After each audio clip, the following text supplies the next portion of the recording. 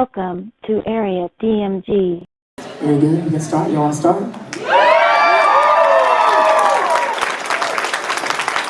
Welcome to my poetry panel. I can start like this. This poet speaks even when I'm not spoken to. My goal is hopefully to have broken through the barriers between what is true and what is make-believe, because the truth in the poems that I make make you see things more clearly. Constantly questioning, can you hear me? Knowing that my best politicians fear me. Politic talk ticks, do you feel me? Do you understand what I'm talking about? Sometimes I gotta scream and shout to get my point across. But the only way to find the right way. Is first realize you're lost. This poetry is painful, searching for the rainbow, yet I share my most private, quiet conversations and tell my stories with poetic exaggerations. I am a poet. A poet. I'm a poet. I'm an actor. I'm a dancer. I'm a writer, I'm a producer, I am a lost boy.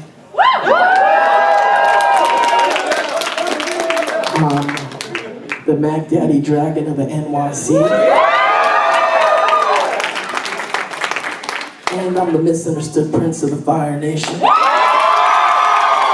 up, you guys? My name is Dante Basco. Welcome to my poetry panel.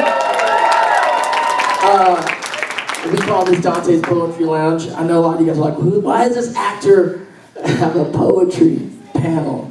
But I'll just explain to you my history in poetry and why this panel came about and what poetry means to me, and then I'll be spitting some poems for you tonight, but then I'm gonna give an opportunity for some poets out there to spit some poems, because poetry to me is all about not just my stories, but it's about sharing stories. So my history in poetry is, over 20 years ago, I started a poetry venue in my living room, like in the 90s, in Los Angeles. And it was just a gathering of friends, my friends, friends of friends. And my whole clique in LA is like a bunch of actors and musicians, poets, visual artists. And they just all started coming to my house Tuesday nights, and we would just have these poetry ciphers, and it was called Dante's Poetry Lounge, and it grew to, hundreds of people at my house, then to the local coffee shop, hundreds of people there, then to a bigger spot, a theater, and then to another bigger theater, and then it just grew and grew over 20 years. It became the inspiration, which became Def Poetry Jam on HBO, that went to Broadway, and that won a Tony. And to this day, if you're in LA and you're free on a Tuesday night, you can go to DPL, the Poetry Lounge, on Melrose in Fairfax. It's the largest weekly open mic in the country, and it's something I'm proud of. So this is an extension of that, and it's my poetry. So why do I write poetry? Are there writers in the room? Yes. Why do we write poetry? For me, my life, like everyone's life, moves 100 miles an hour, and sometimes the industry that I'm in, Hollywood, media, and whatnot, and it even accelerates that, and we're moving so quick, traveling all around the country, all around the world, doing things that are pretty crazy and wild, and even for me while I'm doing it. And so poetry is a moment for me to digest my own life, and also as an actor, I'm so often characters in other people's stories, which I really appreciate and I really love, but poetry is a chance for me to kind of tell some of my stories from my point of view. So I'm gonna kick some poems. Who was here last time I was here? I was. Oh, wow. Dope. So I'll be doing some poems you might have heard, and then I might read some new ones that I haven't memorized yet. Let's start like this. Where are you from? Well, that's a loaded question. See, I grew up in a blue-collar town, simply meaning the blacks and the browns, and me being of that category, plus my pops made less than 40 G's a year, it's clear to see that me, I'd be, blue-collar. Better yet, broke most of the time, even better, poor. When you're young and you're poor, you don't know that you're poor. It never occurs to you that you don't have a bed. Everyone sleeps on the floor. 13 in a house, one bathroom, someone always knocking on the door. At least it was fun. Let's get back to where we started. Where are you from?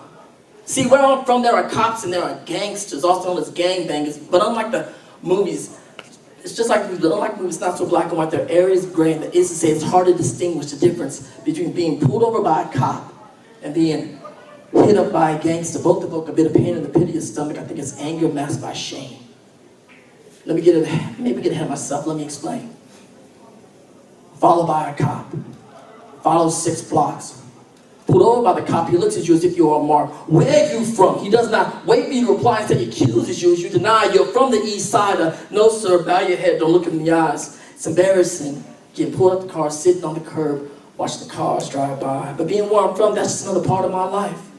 Now, when it comes to the gangbanger, all you got to be is a stranger. When he asks you where you from, you can feel it laced with danger. So watch what you say next, because you're playing with death. So don't claim the east, don't claim the west. Matter of fact, same rules apply. Bow your head, don't look him in the eyes. I ain't from nowhere, man. I'm just some guy. See, he too sees you as a mark. But they don't really see you, your face or your heart. All they see are marks. Now, me being me, I got a few tricks up my sleeves. Effed up situations, I've got a few of those by simply picking my nose. That's right, picking my nose. Check it. When the cop pulls up, I can feel the heat in his eyes. Or a Monte Carlo filled with gangsters pulls up next to my side. I pretend I don't see them, and I casually try to pick a booger from my nose. And for a second, just a moment, I'm exposed.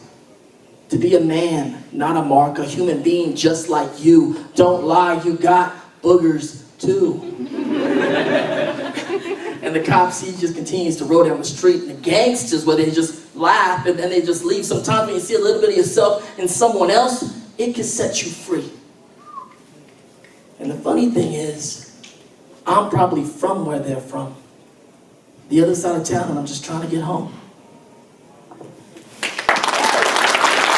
Thank you. And the good thing about doing these poetry panels sometimes and what we don't get at open mics, which I love when I'm at home, I get to kind of host the mic and I get to hear the poems of these poets. We can kind of go behind the poems and talk about some of them, right? Again, I talk about digesting my life, like where are you from? Like I explain where I'm from. I'm a blue-collar kid born in the little blue-collar suburbs outside of San Francisco, moved to LA, moved to the blue-collar suburbs outside of Los Angeles, a little town called Paramount, right next to Compton. And when I talk about these stories, it's like being pulled over by a cop is a monthly situation just for being brown, and those are the things they tell you. Then it's the same thing when you get hit by a gangster in the neighborhood. Growing up in a house, 13 plus in the house, 1 bathroom, it's like how we grew up. You don't think much about what it is, you're just kind of having fun. And so even that story of picking my nose is a real story. I mean, I've done it several times. I don't even know how it happened. I don't even know how I figured it out. But I did it. I would do it when a cop pulled up with some gangsters, because it just shakes you for a second. Whenever you could see someone for just a second and not see the mask that we wear or the mask we put on them, it really humanizes both of us. You know what I'm saying?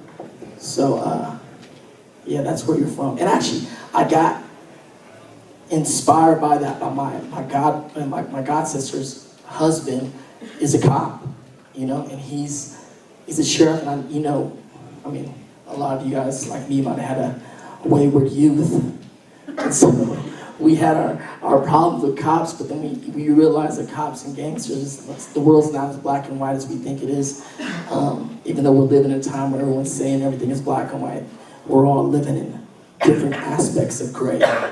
So there's that piece. But I like, I might read you something new. Let me see. I do all these poems on Instagram. You want to follow me on Instagram? Yeah. You can follow me on Instagram. Every now and then I do these things called quick poems, and I like drop poems about stuff. Is it your same name? Yeah, it's just at Dante Basco. Okay. And I write like most of y'all, you know. I write stuff. I follow a lot of people on Instagram. You know, I got Instagram crushes like everybody else. Or there's like one poem I wrote like recently. It's like, shout out to my IG crush. See all your stories, you probably watch them too much. Thinking like you're somebody that I actually know, and your life is like my favorite TV show. And then you post and you just hope the the person that you want to see it season. Keep on refreshing to make sure they saw it. They don't need to comment on anything, just as long as they viewed it. Maybe even hit it with a double tap like. You know. I like all that stuff. Here's a poem I wrote during Christmas last year. We all go through a lot of stuff, and you know, everyone's posting stuff, how great the year went, and all this kind of stuff. And the year went great for me also. But also, I know a lot of us deal with depression, high and low, and so in the middle of the holiday season, I just like, let me just drop this one because I was feeling it. So maybe y'all can feel it a little bit too. It's called LGD, which I was talking to this girl, she was saying, you're depressed. I was like, oh shit. I am lightweight depressed, I guess. All right. I'm not sad. I'm not happy. How I'm feeling, I can't tell you exactly. Sometimes I'm tired. Even when I just woke up from a full night's rest, I'm restless, wrestling with all the things I've regretted. There's a layer just beneath my skin that's heavier than I've ever remembered ever being before. It's not out in the open, it's more in the background. And I found no matter where I am in the world, it feels like I'm standing on shaky ground. I can't escape it, but it's not overpowering. It's small, it's a whisper, like inside you is a tiny energy draining micro transistor, and nothing tastes good. Not even my favorite food, Troni's black truffle pasta just doesn't satisfy like it always used to. But you keep going, knowing it's gonna be okay. I can keep it at bay by staying creative. But even when I stumble and it catches me, I know I can take it. It's just some low-grade depression. I trust this won't be here forever, but it is here in the moment. No judgment. I don't condemn or condone it. I guess I just hold it until I can let go of it.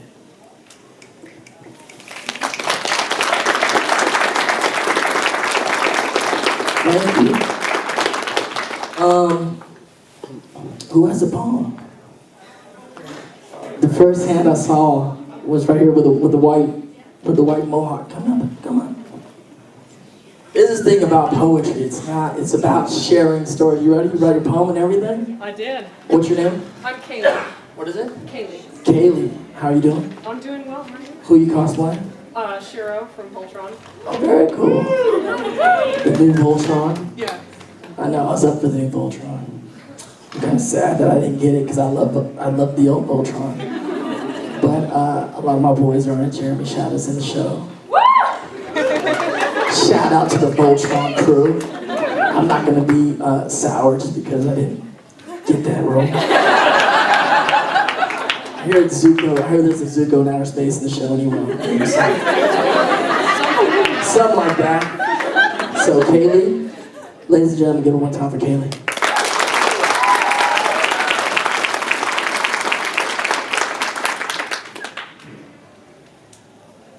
This is a true story.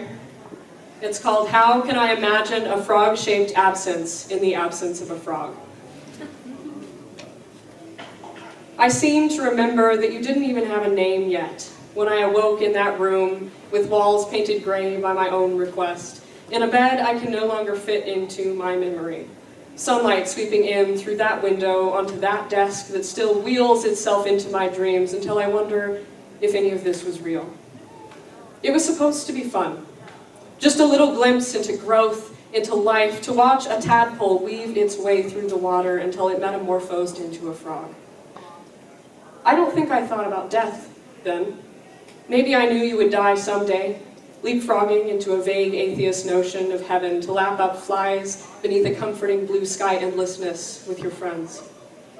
Or maybe I was too bathed in heart-racing, jaw-aching joy from a birthday party, a grandparent visit, and I figured you would live forever. Belly up. Was this discovery my first encounter with permanence? Did I cry? Surely the salty tears slid from my eyes onto that carpet the same color as dirty concrete. Surely the tears scattered and mingled with the stains whose origins have since slipped my mind.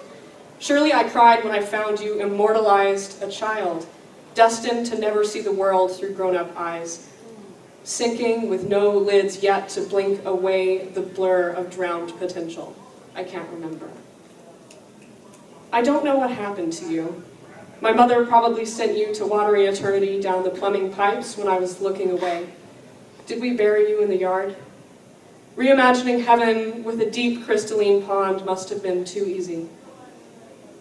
What do you feed a tadpole? Something more than whatever cheap substitute I found at the pet store the day you wriggled into my life, without the food they were supposed to send with you. I don't think I'll ever know what I did wrong. In winter, snowdrifts swept into piles across the field and engulfed the sky in white. Frost climbed the fence and the tank filled with empty silence. A vast vacancy that was once the epitome of immobility. Belly up, drifting in unmatched stillness. Thank you.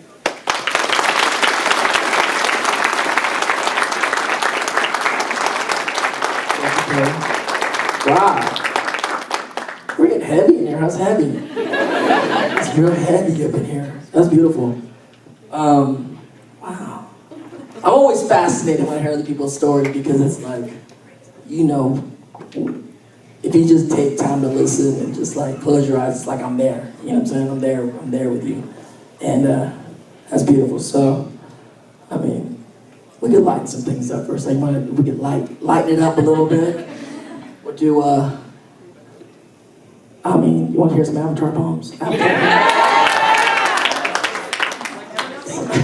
poems. I think I dropped a poem on the voiceover panel the other day.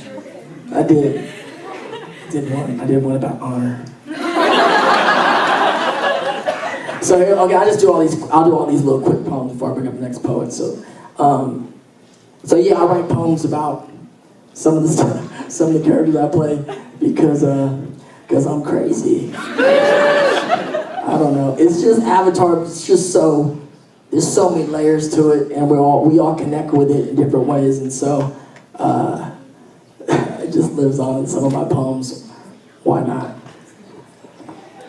A poem called Honor, for something lost or misplaced, etched into your consciousness like a scar upon your face. This honor that you chase isn't always what you thought. Matter of fact, the fact that you always had is the very reason why you set out to prove its existence from the start. Toph Bay Fong, so small but so strong. She moves mountains. Next time I go on a life-changing adventure, you're invited to come along. A poem from my friend who doesn't even bend, but his heart's as big as the rest of them. Plus he always has my back, makes me laugh because he's funny, and when his girlfriend turned into the moon, all I could say was, that's rough, buddy.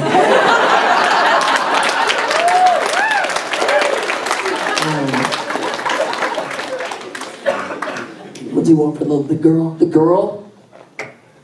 Guitar, I want for guitar. Some of y'all might not like this, but whatever. Sometimes the memory of what could have been is so much stronger than what actually happened because the feeling of perfection lasts longer. And even though we didn't end up together, it'll never change the fact that you changed my life forever. Sutara.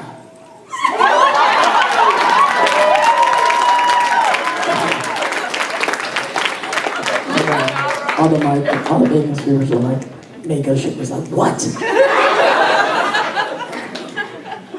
I just ended with this little rap I wrote. So one time I did this, I DJ'd this one event in LA, this cosplay ball, and I DJ'd in Zuko, like full-on Zuko cosplay. And I came down from the ceiling. You know what I'm saying? And then On fire? Not on fire, but I was on a cage. And my boy AJ Raphael is a big YouTuber. He was playing his he plays, you know, he's a music singer-songwriter. He did his whole Disney set in the middle of the show. Everyone's singing all the songs. It's a big club in LA. It was like all my club friends were like, what is this? I was like, it's crazy. It's just a Thursday night where everyone can dress up, cosplay, and come to a proper Hollywood club. It's weird. And so I'm coming down from the ceiling, he's playing the song, right? He's playing, he's doing Frozen, right? And he's like, yo, you should come in and do a rap break. But like the fire version, right?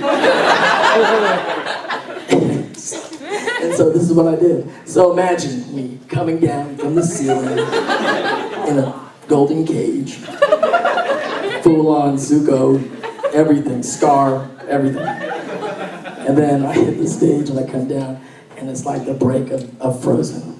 And then I come out and I hit it.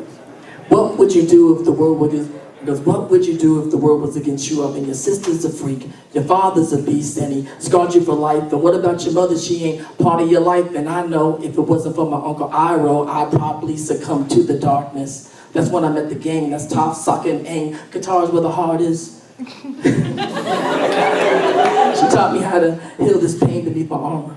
And all along you thought I did it all just to regain my honor. But I don't care what they're gonna say. I let the hot stone rain on, cause the heat never bothered me anyway.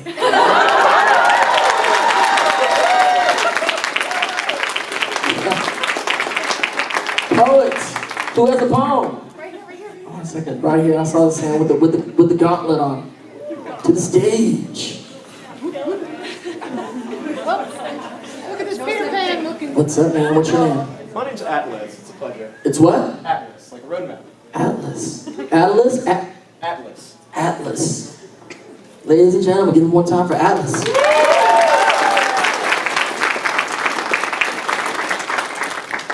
So, I stand up here, and there's all of you in front of me, and many of you don't know who I am or what I stand for. I find that there is a lot to be gained in an introduction. So, allow me to introduce myself. I'm Atlas Gamidian, a renowned comedian and a proponent of what is right and true. I'm a gentleman to the lasses and a peasant knight to the masses. And to those who oppose me, I'm here to make an example of you.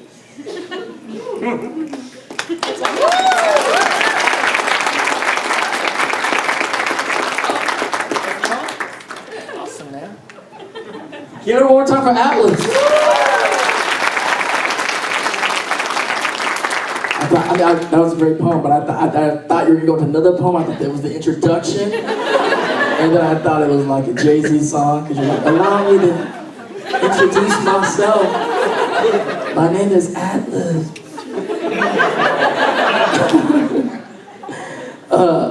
Awesome. I want to kick it to another poet. Let's kick it to another poet. Okay, yeah, there's a lot of people co-signing you right now. Like front row co-signers, like, come to the stage. What's your name? Christina. Christina, nice to meet you. Nice to meet you. What's your poem about? It's about a childhood memory, basically. Childhood memories, y'all. Give it one time. Christina? Give it for Christina, you guys. I'm gonna sit in your seat.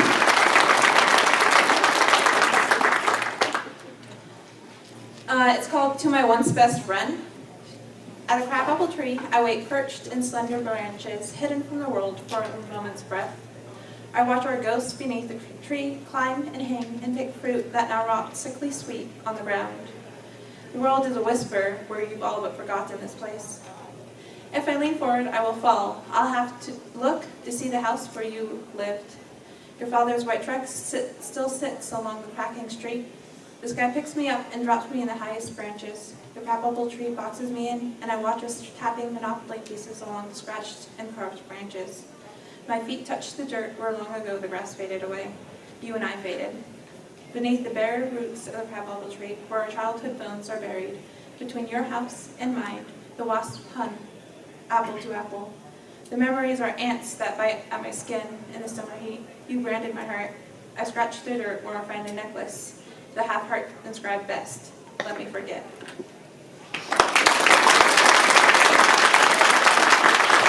Thank you, Christina.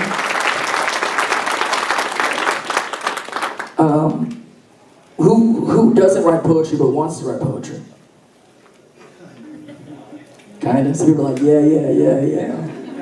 Yeah, y'all should write. If I had like more time, back in my early days of Poetry Lounge, I would just have pads of paper in people's chairs and tables and be like, yo, you're reading a poem by the end of the night. Because at the end of the day, it's just, it doesn't even have to be good. You know what I'm saying?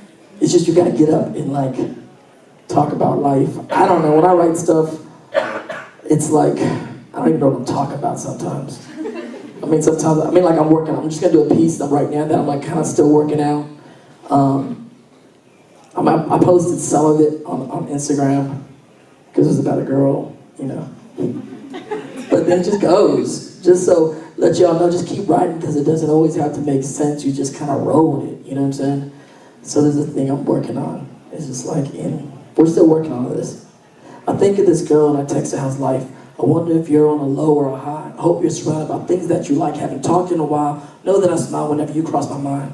I lose track of time, cause I'm on the grind. I feel like a rabbit, maybe I'm an addict, addicted to the love funny Valentine's, or maybe I'm numb, succumb by all the dumb things that I've done. Think about conversations we had on drugs, wrestling with all the ways this town fucked me up. I mean, I feel ashamed, just trying to cope. Then I was told, lean into the pain, cause the dark part of the part of you is what actually make me.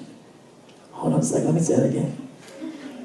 I mean, I feel ashamed, I'm just trying to cope. Then I was told, lean into the pain, cause the dark fucked up part of you is what's actually making you dope. Like that's the crux, you know what I'm saying? When you're writing a piece, I tell young poets, like, why are you writing it? What's the line? And like, sometimes you come into things and you're like, you know, wrestling with all the ways this town fucked me up. I mean, I feel ashamed, I'm just trying to cope. Then I was told, lean into the pain, because the dark fucked up parts of you was what's actually making you dope. And that's what I tell young artists all the time, is like, we're artists. That's why I love coming to cons, because we're creatives. We found our people. We get to hang out once a weekend, once a year, and we're comfortable because we're all here just trying to express ourselves. And all the damage that we have in our life is like, for regular people, you know what I'm saying? They're trying to hide that and, you know, be regular was all good all the time. And I get that. We all walk around in those circles in the world. But as creatives, as actors and writers and cosplayers and fanfic people and YouTubers and just people trying to express themselves, it's like that damage is what actually is making you dope. Like, don't ever forget that. Thank you.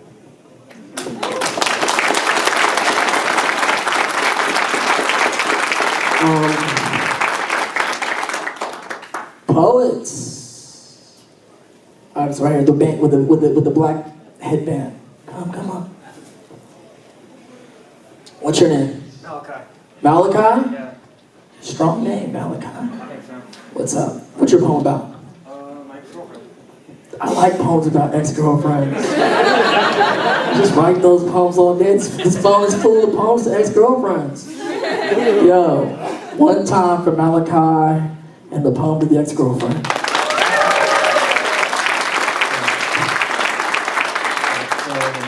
Quick request before I start. When this is over, can I get you to say, "That's rough, buddy"? Yeah.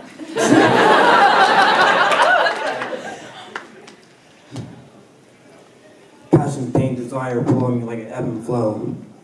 Pain has me contemplating on a place I swore to never go. Lost forever invisible. As I continue to escape places considered unlivable. In this world where I promise to in this world where I promise you to wow, I'm fucking up. In this world where I promise you to Keep going. forever go. I swore to myself I'll continue to settle off forever so.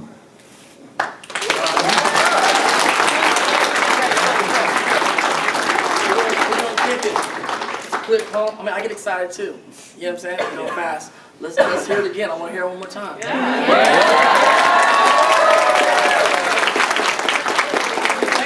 it slower this time. Take it slower. Let's hear the words.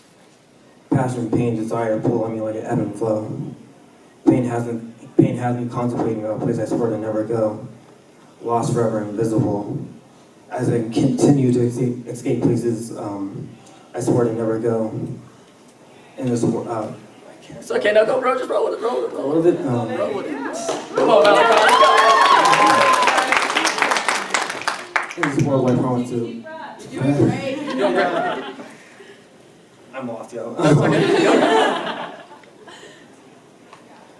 I swore swore to myself I'd continue to set it off forever so. That was bad. Let me. Sure, like. Yeah,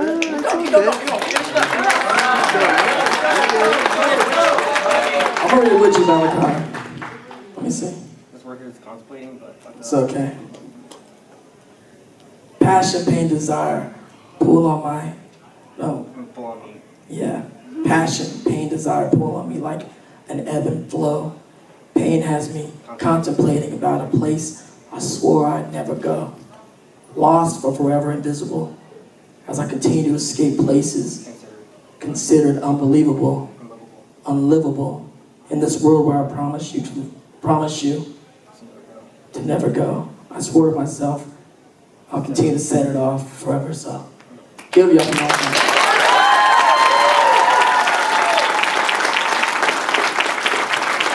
Yeah. We all got those exes, you know what I'm saying? We all, that's rough, buddy. For sure. That's rough, buddy is like for every ex. For anybody ever talking about their ex, that's rough, buddy. For sure. Me too, man, me too. I'll do a piece. So this next piece I'm about to rock is it's called the Happiness Poem. So the backstory on this particular poem is so besides Comic-Cons, I also get to travel around the country. I speak at colleges. I do keynotes for colleges. And I also do keynotes for corporations sometimes when they pay me. And so Lululemon, the brand, they wanted me to come out and do a keynote. Lululemon. You know what I'm saying? I mean, I mess with Lululemon.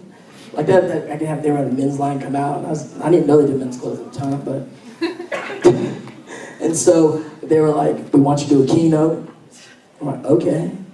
And they're like, we want you to do a keynote on happiness. And I was like, what? I mean, you know, Lululemon's all yoga and sunshine and vegetables and happiness. And so I was like, yeah, I'll do a keynote on happiness. And I was like, I gotta write a new poem about happiness.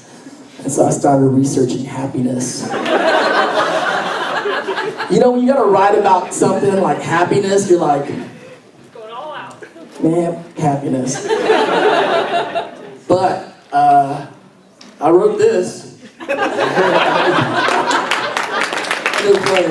I didn't just write this for Lululemon, but for everybody now.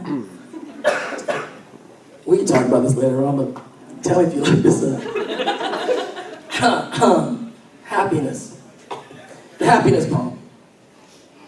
If happy was the currency, how would you invest? Maybe you would play a little more and work a little less. I mean, if joy was affluence and poverty was stress, maybe we would have a better chance of seeing life as not a contest. Even now, here with us, having the luxury to discuss the pursuit of happiness is a little pretentious. So I submit this paradigm shift of consciousness. Success and happiness are often synonymous, and I don't mean to sound ominous, but it's just not so. See, what I propose, those two things often confused for one another are actually very different from each other. See, success is like being hungry, wanting to be fed, while happiness is wanting to get warm in need of a blanket and a bed. Money, fame, success. If you work hard enough and lucky to get them, but you think that automatically equals happiness, well, that's just not the algorithm. In a Harvard study on the subject of happiness spanning over 75 years, including the poor and the rich, contrary to popular belief, nothing had to do with money, fame, and success. Now, this control group in their youth, like the millennials today, thought happiness was the attainment of all these things, but later in life, now in their 90s, they're able to illuminate to us what this life really means. Because when it all falls away, in their golden years, they've uncovered happiness is only measured in the quality of the relationships we hold dear. Relationships. Your family and friends. People are the only currency of matter in the end. And the moment that I heard this fact, I was stopped in my tracks because it's undoubtedly a universal truth. I'm hit with that moment of clarity that only universal truths do. See, it reminds me that money, fame, and success are just man-made conventions, are social considerations, but the source is people, and thus that's where happiness lies within. The quality of our relationships are more precious than gold. Keep them as healthy as you can, and I bid you live a long life, die a wealthy man.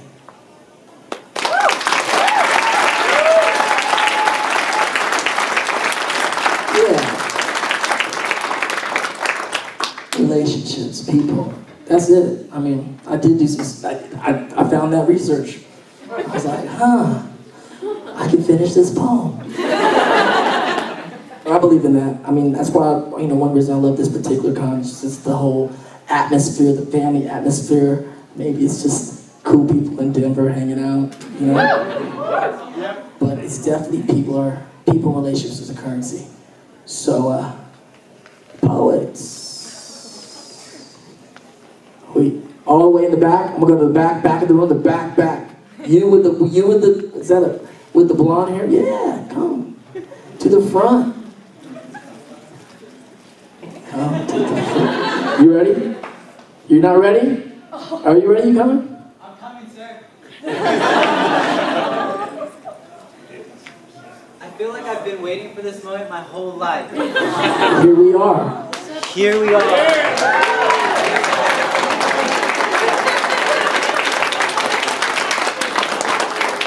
What's your name? My name is Aaron. Aaron. Who you cosplaying? Could you pick a Kurta? You look amazing. The hair is on fleek right now.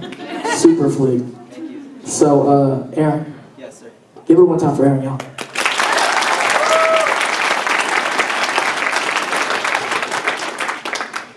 Hello, everybody, and thank you.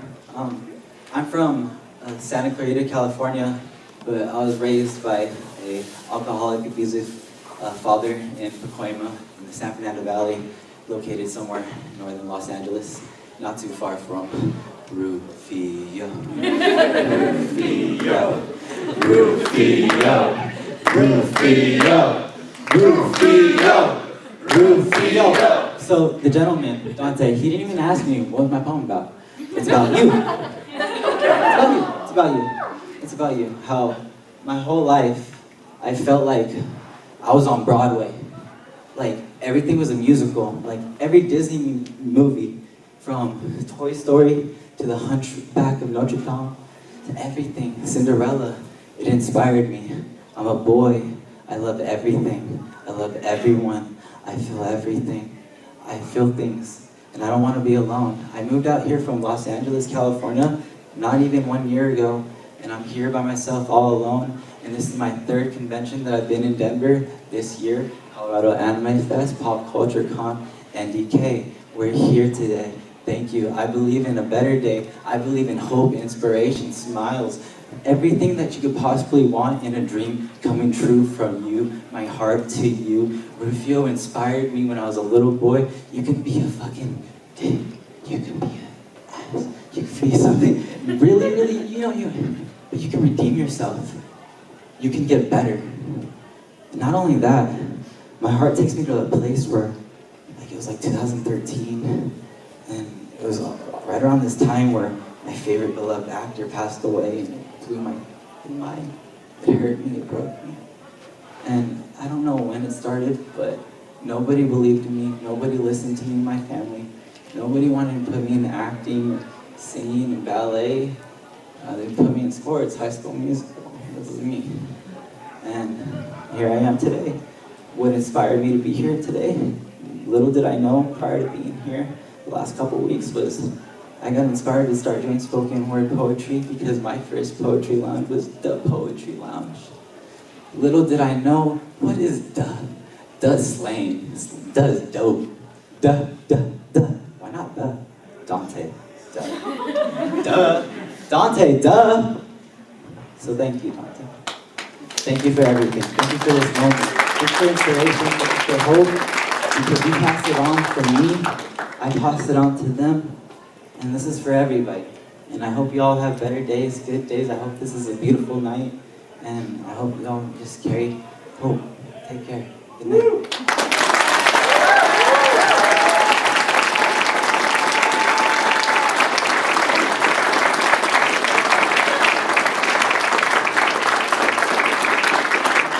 Give it up for Aaron, y'all. Give it up. Beautiful. Damn. That's dope, man. That dude's an artist for sure. 100%. Yeah, I'm touched when I hear words like that, and things that I get to do not only just on film and television, but things I get to do in theater, things you get to create that kind of ripple in the world and are able to affect other people and other artists is really the reason why we actually do all this stuff. And so it's really a blessing to see stuff like that. Next poet, I think we need a who right here? Yo Katara. Yo Katara, let's go. Waterbenders in the house.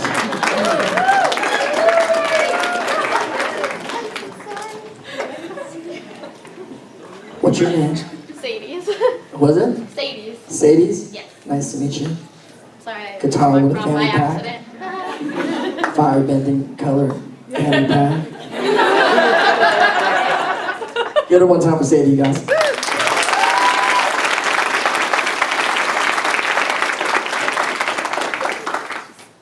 I feel like it would be helpful by saying number one, I fall in love a lot. Like almost every day, I'm like, God, I love people and I love loving people. And I do things really quick and like fleeting. I don't know if it's because I'm compulsive or what. But I really like short poems that mean a lot, and I like to like throw them out at 3 a.m. So I call this one May 19th. I don't know when I wrote it. Probably not May 19th. Okay. Your shy gaze caught me by surprise. When I looked over and saw the seas in your eyes, not even the waves or the whirling of the sea, but the foam that builds up from the crashing and frosts like a cold drink on a summer day. When you smile at me, I think my heart melted from my chest and fell into the cool pavement below us. You started talking about true love, and it was scary and exciting, saying that you thought true love was real. I didn't know how to tell you I've never been in love before. So I told you everyone is flawed, but how could you ever truly love every aspect about a person? Even though I was scared to say I was pretty sure I could love every aspect about you. Sorry. And you told me you were falling apart and weren't scared to die, which made me think you're reckless. Apparently reckless enough to make me believe every word you're saying is the best you've ever heard. Oh, sorry, the best I've ever heard. Making no sense, but all the sense in the world to me because I could listen till my ears bleed. And I never get tired of how fragile you are. You wouldn't even let me walk on the side of the road saying you'd protect me. But I told you I'd fight anything that came close so close to you because while you may not see your value, I see everything in you. I see the glitter you put on my lips and your eyes.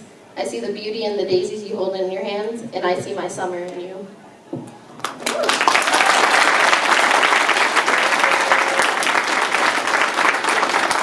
Thank you. Give it one time for Sadie, guys.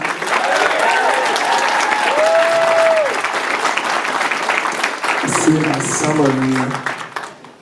Sounds like a Zutara. I hear Zutara everywhere. That's just me.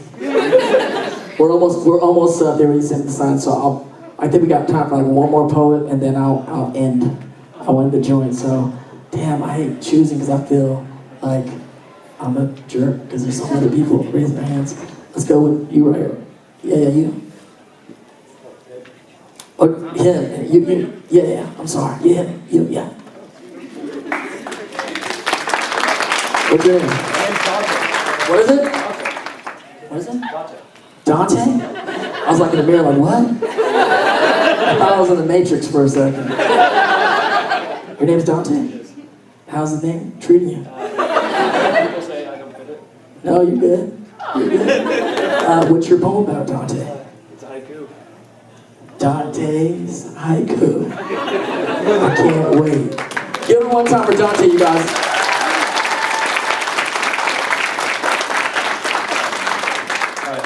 It's called My Ordinary Poem. And that's a reference. Yeah! I'm the real Dante. My poems aren't up to snuff. Mogami River. Dante, you guys. I love the haiku. Dante, since that was a haiku, we have time for one more poem. Come on, right? You with the hat. Yes, go. Give it up. See that 5 minutes? Got one more poem. What's your name? Jacob. Jacob, what's up, man? What's your poem about? The loss of my girlfriend passed away. Is it a heavy one? It's heavy. Let's go. If you guys don't want to do a heavy one. Let's do it. No. You do what you gotta do, Jacob. Give it to Jacob, you guys.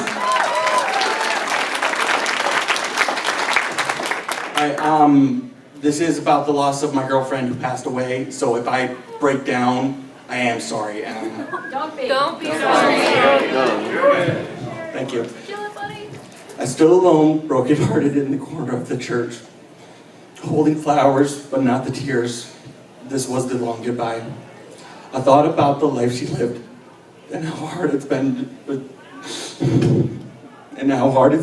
to live without her all those years right by her side. Now was her last journey. I took the handle with 5 others. They told me I didn't have to, but I did. After all she carried me through, I could carry on her last trek. We laid her down to rest. I stood on that old hill and cried. I loved her till the end, but I smiled when the clouds opened up, and I heard a gentle voice say, "You'll see her once again."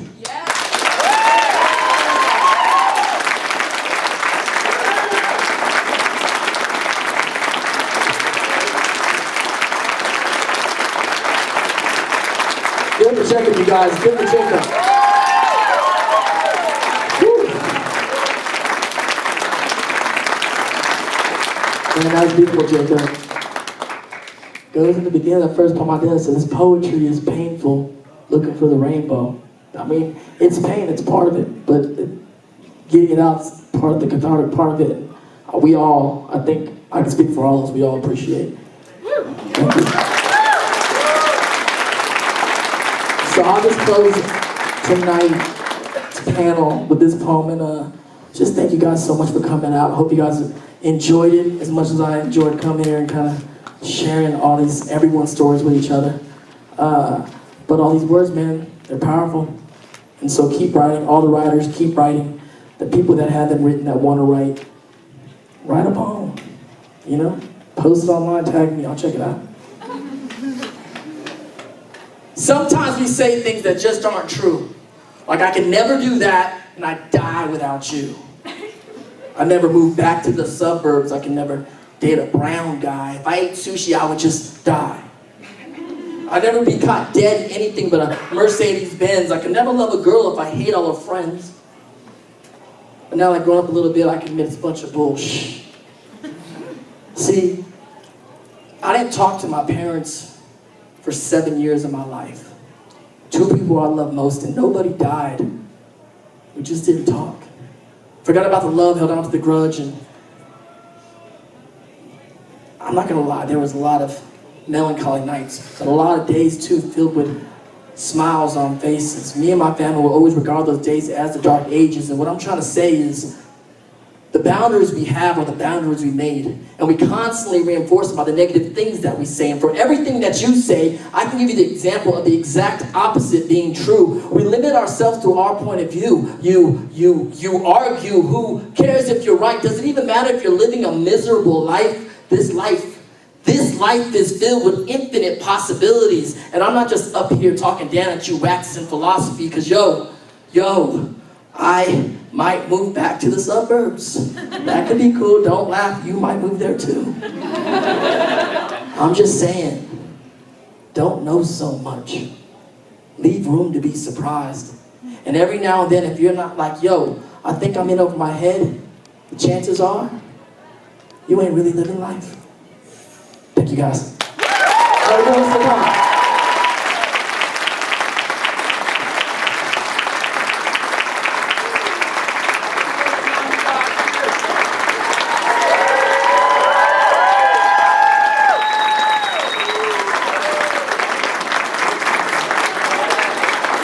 Morning, Maya.